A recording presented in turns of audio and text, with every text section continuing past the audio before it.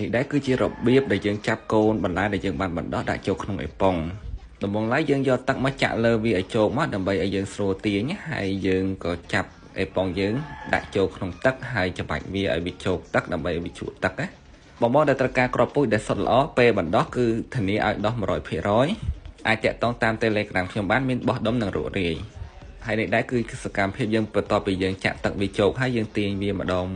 មួយអញ្ចឹងទាញថ្នមដោយសារបើសិនជាដាច់ឬគឺស្លាត់ហ្នឹងគឺយើងប្រើការលេងបានហើយការងារមួយនេះយើងត្រូវការថ្នមដៃបន្តិចដើម្បីកុំឲ្យដាច់ឬពេលដាច់ឬខាតណាបងប្អូន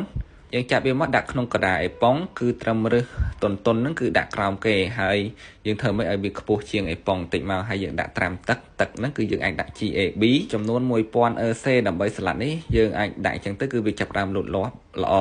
បងតែត្រូវការ GAB សម្រាប់បន្លែលើទឹកអាចតាក់ទងខ្ញុំបានសុទ្ធល្អ1លីត្រត្រឹមតែ$2ប៉ុណ្ណោះហើយឧបករណ៍វាស់ទឹកជីក៏ចាំបាច់នៅក្នុងការប្រើប្រាស់ដែរដើម្បីយើងដឹងថាបន្លែរបស់យើងគឺត្រូវការជី